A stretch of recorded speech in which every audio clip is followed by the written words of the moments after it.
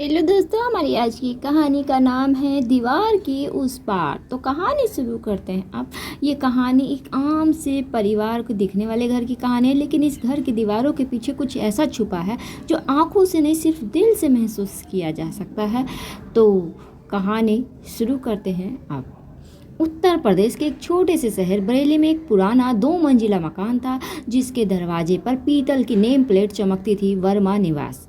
अंदर रहते थे रमेश वर्मा, उनकी पत्नी सीमा, 12 साल की बेटी नेहा और रमेश की मां शांता देवी। बाहर से सब कुछ सामान्य, एक खुशहाल और मध्यम वर्गीय परिवार। लेकिन अंदर ये कहानी सीमा की, जिसकी मुस्कान सिर्फ तस्वीरों में थी। सीमा शादी के बाद इस घर में आई थी एक पढ़ी लिखी समझदार लड़की, पर धीरे धीरे उसने महसूस किया कि उसकी बातों की कोई कदर नहीं थी।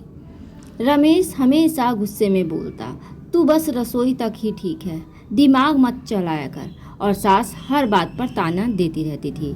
हमारे ज़माने में औरतें इतनी जुबान नहीं चलाती थी, ये ताना था सास का। सीमा सब सहती रहती, लेकिन अपनी बेटी नेहा के कुछ महीने पहले रमेश को नौकरी से निकाला गया। लेकिन उसने घर में कहा कि उसने खुद छोड़ी है, नई कंपनी में जा रहा हूँ। सीमा को शक तो हुआ, लेकिन उसने चुपचाप रमेश की पुरानी फाइलें देखनी शुरू की। उसे एक चिट्ठी मिली, कंपनी द्वारा निकाले जाने की सूचना। दुर्व्यवहार के कारण सीमा की सांस रुक गई। उसने कुछ नहीं कहा, लेकिन समझ गई कि कुछ तो गड़बड़ है। इसी बीच घर में जेवर, पैसे और दस्तावेज गायब होने लगे। एक रात आधी रात को सीमा को कुछ आवाज़ें सुनाई दी। दीवार के दूसरी तरफ, जहां पुराने कमरे में रमेश अक्सर घंटों बंद रहता था, ये सब बिक जाएगा तो कर्ज उतर जाएगा, वगैरह वगैरह। बीवी को शक भी नहीं है। सीमा के रोंगटे खड़े हो गए। उसने दीवार से कान लगाया और सुना कि रमेश और उसके एक दोस्त का प्लान चल रहा था। सीमा का एक्सीडेंट करवा देते हैं, बीमा का पैसा मिल जाएगा और बेटी को बोर्डिंग में डाल देंगे। अगली सुबह सीमा सामान्य थी। खाना बनाया, बेटी को स्कूल भेजा और सास के पैर भी दबाए। पर रात को उसने नेहा को धीरे से जगाया और कहा, बेटा, मम्मी एक खेल खेलना चाहती है, भागने का खेल।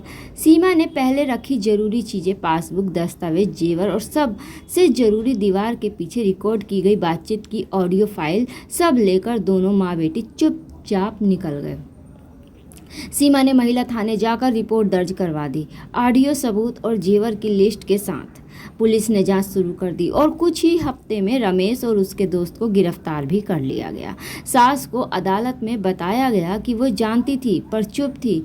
उन्हें भी चेतावनी मिली। सीमा अब एक एनजीओ में काम करती है, साहस, जो घरेलू हिंसा की पीड़ित महिलाओं की मदद करता है। नेहा पढ़ाई में अव्वल है और अपनी माँ को हीरो कहती है। सीमा भी कहती है, मैं टूटी नहीं, क्योंकि मेरी चुप्पी में भी चीख थी और उस चीख ने मुझे ताकत दी लड़ने की। दीवारें सब जानती हैं, बस अब उन दीवारों के पार एक नई सुबह थी।